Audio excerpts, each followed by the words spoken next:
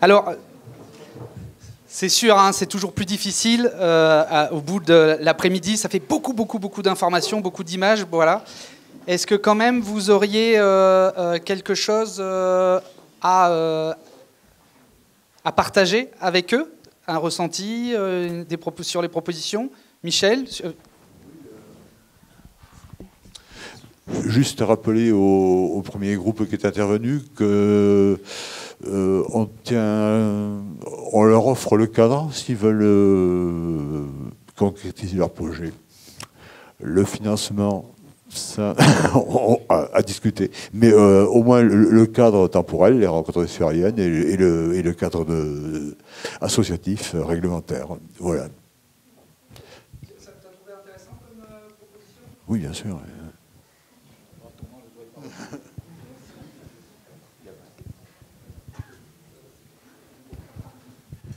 Juste, alors c'est marrant parce qu'au fil des présentations, il y a une espèce de fil conducteur que je relève à chaque fois.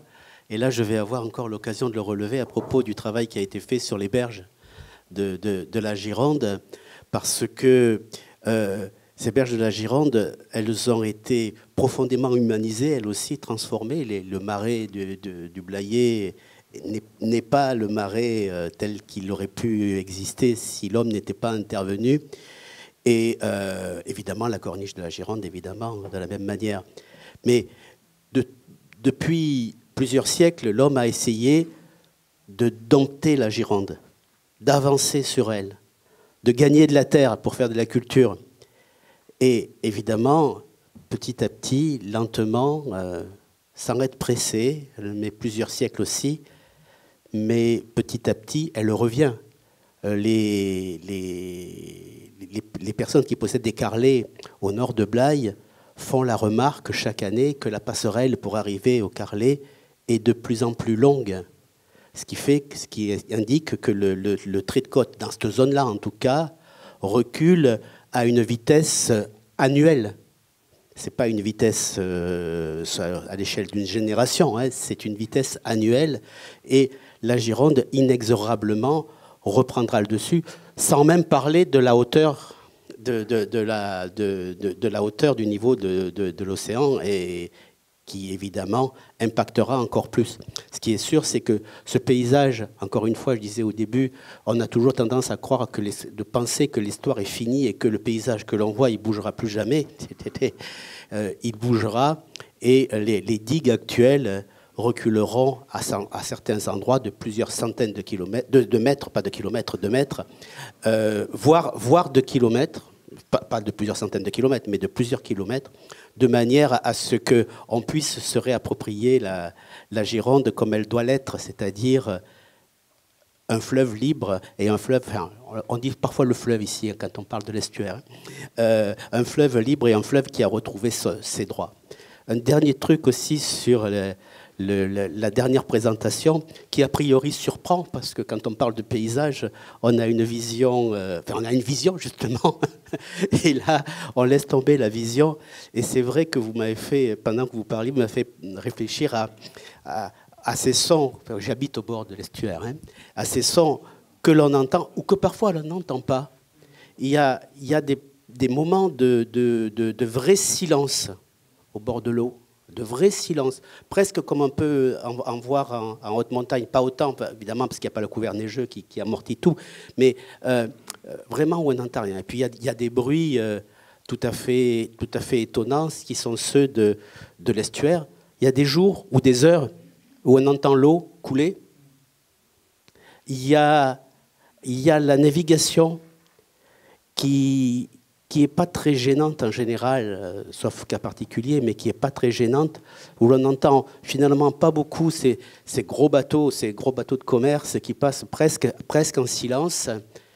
Et puis de temps en temps, au fond de son lit, le matin, sur le coup des 4-5 heures du matin, on entend les contes de brume des bateaux qui nous réveillent et qui nous disent, avant même de nous lever, il fait encore nuit, mais on sait qu'il y a du brouillard. Tu as fait un portrait idyllique des bruits de la corniche, et je t'en remercie. mais il y a aussi des bruits qui ne sont pas du tout idylliques.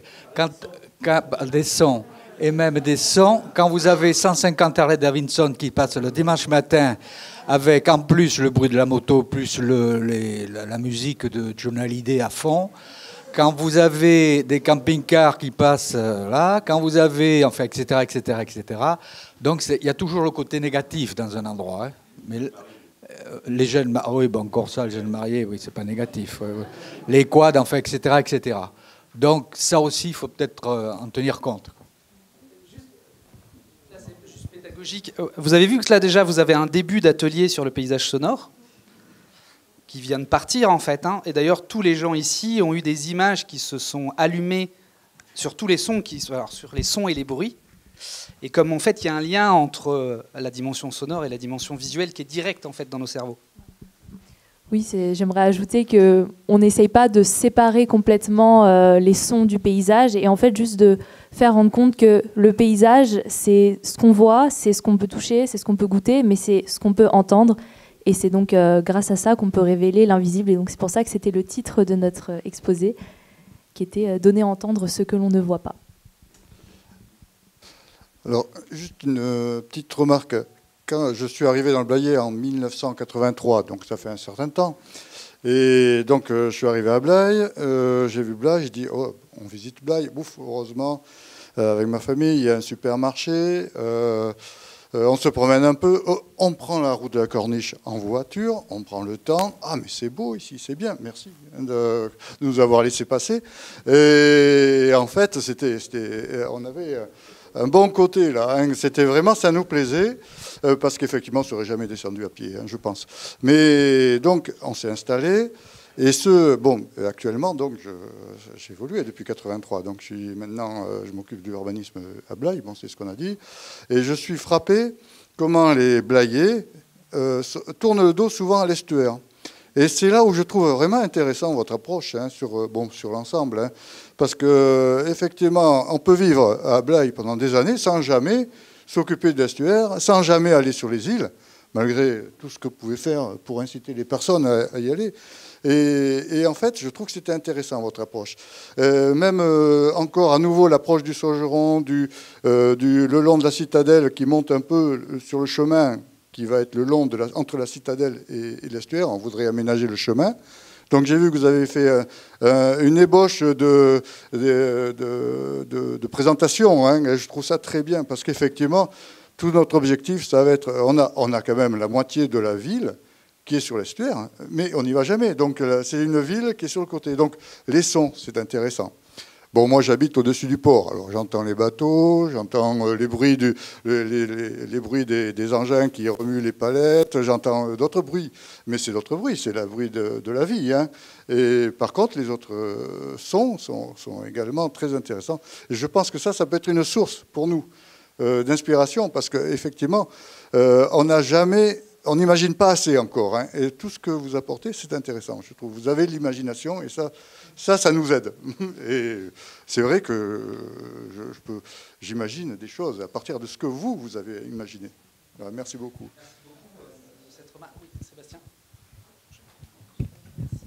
Merci. Juste deux remarques et une question pour pouvoir faire participer aussi les étudiants.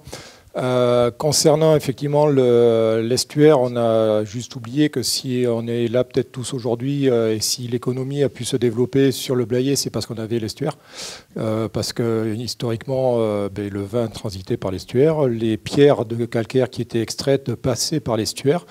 Et c'était quasiment le seul moyen efficace de locomotion et d'acheminement de toutes les productions et toutes les matières économiquement échangeables qu'on pouvait avoir.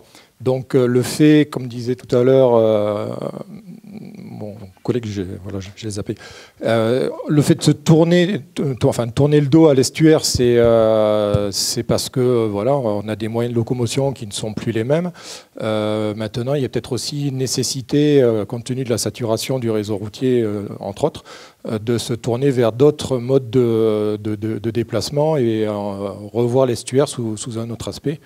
C'est un des aspects qu'il faudrait peut-être envisager.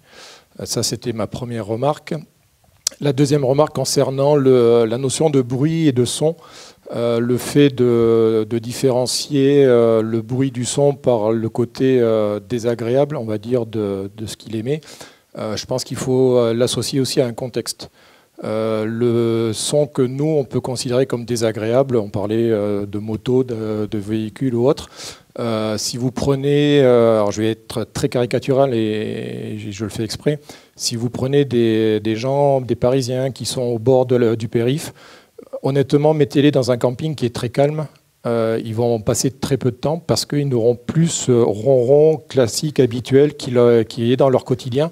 Et cette notion de bruit qui, pour certains, peut être désagréable, pour d'autres, est peut-être même nécessaire. Je n'irai pas jusqu'à vital, mais en tout cas nécessaire.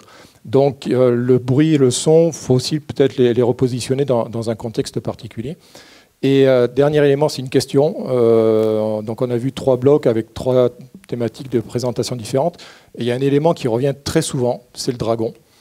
Donc je voulais juste savoir pourquoi ce dragon revient aussi souvent. Est-ce que c'est un symbole particulier? Est-ce que c'était quelque chose, un mot que vous vous étiez donné les uns les autres à essayer de faire transiter le dragon dans vos différentes propositions? Voilà, c'est une question comme ça. Sans aucun doute, je pense que c'est lié au croisement culturel qui a eu lieu dans cet atelier, de par le fait qu'on a des étudiants chinois qui travaillent avec nous. Au-delà de ça, le dragon, l'estuaire évoque le dragon, je pense, dans sa forme. Il est sinueux, il peut être dangereux, comme vous l'avez dit, comme on essaie d'y réagir pour l'avenir aussi. Et le dragon, il incarne aussi dans la culture orientale, en tout cas, au-delà du danger, il incarne les forces de la nature, il incarne un certain équilibre entre l'homme et son environnement. Et en tout cas, dans notre projet, c'est comme ça qu'on a approché le dragon. Le dragon, en fait, c'est l'esprit de l'estuaire qui lui-même est la substance, l'objet principal de ce territoire, en tout cas. Regarde. Non, pour revenir aux notions de bruit et de son, c'est vrai que c'est quelque chose qui est assez subjectif parce qu'on parle de qu'est-ce qui est agréable ou désagréable, c'est très personnel. C'est vrai que les Harley, il y en a qui vont trouver ça génial et d'autres qui vont avoir envie de crever les pneus. Mais d'où l'importance en fait de tout l'aspect social et d'aller vers les habitants pour avoir leur point de vue, d'aller faire des interventions sur le marché, d'avoir cette démarche d'aller dans les écoles et vraiment de pouvoir répertorier tous ces sons et tous ces témoignages et ensuite de les publier parce que certaines personnes vont pas forcément entendre ou prêter attention à certains bruits puisque ça fait partie de leur quotidien. Et donc de savoir que d'autres l'ont remarqué, ah bah tiens, c'est vrai que on parlait aussi pas mal des grues, par exemple la migration des bruits qui est très caractéristique d'ici. Vous avez la voix qui passe juste au-dessus. Il y en a qui vont peut-être pas s'en rendre compte, mais de savoir que c'est là, ah bah tiens, l'année prochaine, on tendra l'oreille et voilà, et on l'entendra. Et donc, bon, ça, majoritairement agréable, j'espère, pour tout le monde. Mais donc, d'où l'importance d'avoir ces témoignages et de les partager et de les partager. Je voulais vous remercier d'ailleurs le groupe sur le son parce que vous avez eu beaucoup de présentations. Moi, j'étais présent à certaines d'entre elles. Et c'est vrai qu'il y avait eu des moments où on se demandait où vous alliez. Puis là, il y a de la densité, là, il y a du corps, vous avez vraiment fait du chemin là, sur tout ça. Donc merci. Et c'est très intéressant, là, le paysage sonore historique. Je pense que ça, c'est un super outil qui permettrait de rassembler les gens autour d'un petit sujet anodin, mais qui ferait du lien. Et du lien pour d'autres sujets après. Donc, bravo. Sur les paysages littoraux, là c'est pareil, il y a un très bon outil, on est passé rapidement dessus, mais c'est vos photomontages, où on voit des jardins inondés, quoi. Voilà, concrètement, ça va ressembler à ça. Alors on ne sait pas trop quelle va être véritablement la hauteur de 1100, 2300, ce qu'on sait c'est que ça va monter. Et vos photomontages, ils sont quand même beaucoup plus clairs qu'une carte vue de haut avec des emprises, des couleurs qu'on comprend mal. Ouais. Donc là, je pense que ça pourrait être dupliqué un peu partout sur le territoire pour provoquer du dialogue. Et puis le dialogue, il est fait. Du dialogue, arriver à vivre jusqu'à 2300, ça m'étonnerait. Malgré les succès de la médecine, ça m'étonnerait qu'un maison pour avoir un étage, à moins que je vive au grenier, il va falloir partir. Quoi. Mais oui, mais du coup, voilà, du dialogue pour commencer à réfléchir à ça, voilà, à partir ou à voilà, penser la chose. Et puis une dernière remarque sur le jeu de piste. Je pense que c'est une bonne piste.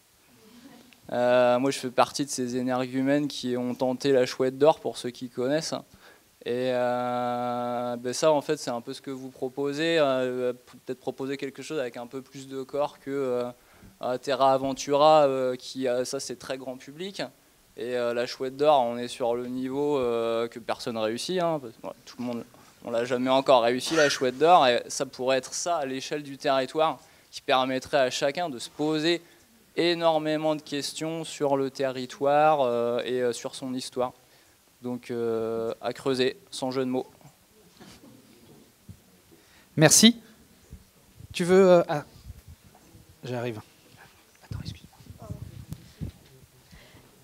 Je voulais prendre la parole pour tout d'abord vous dire bravo, parce que je pense que c'est important de le répéter, vu la qualité des différents travaux menés. Ça fait pas longtemps que je suis sur le territoire, donc j'ai encore, on va dire... je suis encore attentive, parce que c'est vrai que des fois, quand ça fait longtemps, on ne voit plus certaines choses. Je suis amenée plutôt... en fait, souvent, classiquement, on nous donne une vision du territoire avec des données démographiques et socio-économiques.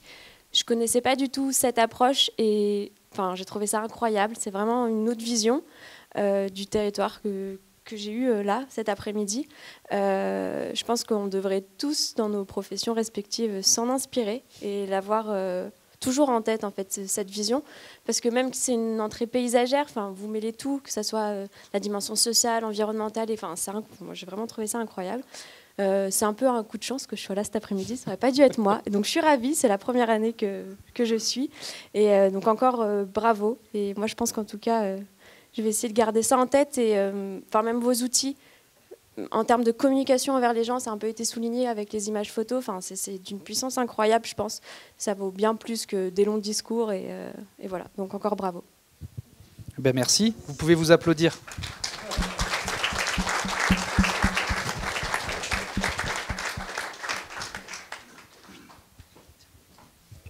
Alors déjà, pour l'ensemble de votre œuvre, je m'associe aux félicitations.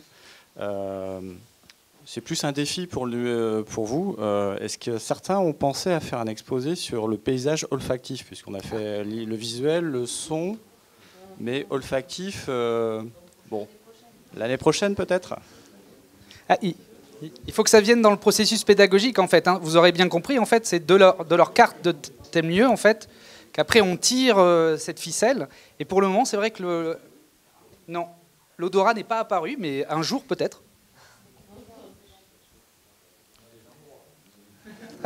Oui, j'ai quelques odeurs dans le nez aussi, oui.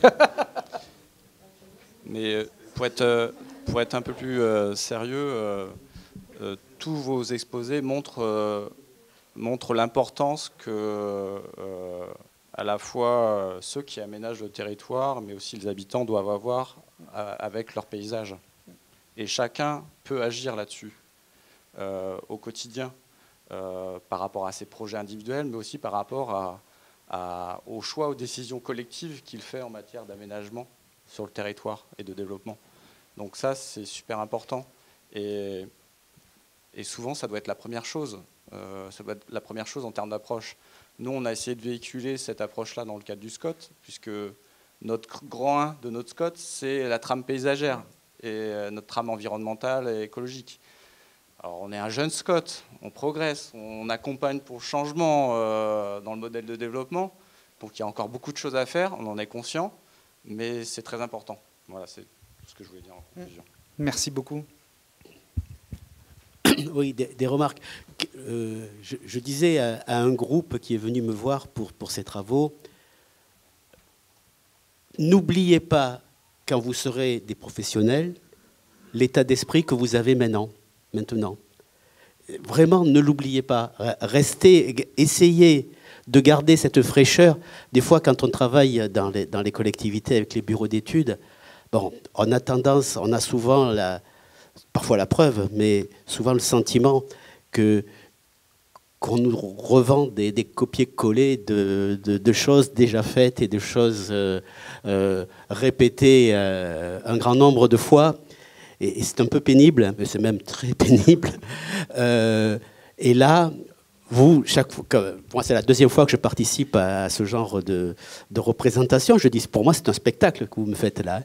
C'est la deuxième fois que j'y participe et je retrouve aujourd'hui ce que j'ai vécu. Je ne sais plus si c'était il y a 2 ou 3 ans. C'était pas l'année dernière. Il y a 2 ans peut-être. Ça devait être il y a 2 ans. Je retrouve la même fraîcheur et la même inventivité. Et c'est ça dont on a besoin, nous. Je vais dire, quand on est de l'autre côté de la barrière, quand on est là pour les élus, ou au niveau des syndicats, quand on a besoin de prendre des décisions, ce genre de vision, on l'a oublié, on l'a plus, on est raisonnable. Je ne sais pas comment il faut dire ça. Il y en a qui disent pragmatique, je ne sais pas. Mais en tout cas, on a perdu cette créativité, cet esprit vif que vous nous présentez là, et c'est vraiment quelque chose dont on aurait besoin, et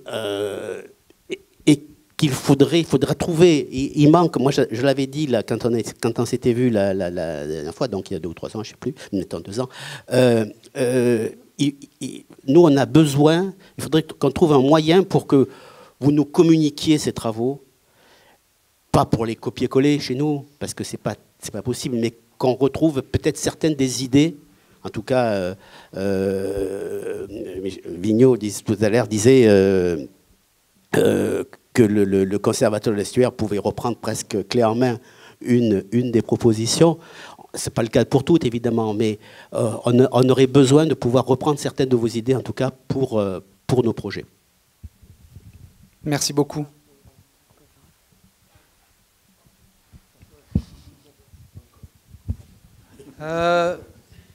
Autre chose? Pour ce qui est de pouvoir retrouver nos travaux, je pense que l'outil des sites internet est tout de même assez intéressant. Donc n'hésitez pas. Tout à fait, mais c'est quelque chose qui n'existait pas la dernière fois, je crois. Voilà, on a commencé l'année dernière. Voilà. Donc, oui, ça va être mis en ligne. Il faut nous donner l'adresse, on disait, voilà. Et en ligne, plus les présentations orales, qui seront aussi en ligne par groupe. Et comme l'a précisé M. Epo, on a dû faire des choix dans ce qu'on a présenté, donc les sites internet seront normalement plus riches que les présentations qui ont été faites aujourd'hui. C'est-à-dire qu'il y a encore des surprises. Oui, alors, par contre, je tiens à dire, hein, voilà, ça reste des travaux d'étudiants, donc qui n'ont aucune propension à être opérationnels, et qui restent dans le cadre d'une proposition pédagogique. Voilà. Ça, c'est quand même important à rappeler. Non, j'ai cru que la main s'était levée. Non, pardon. Je sais pas, moi je trouve ça bien, ça sert à rien de tirer plus loin. Moi je voudrais, oui, on peut tous s'applaudir, on peut commencer par là.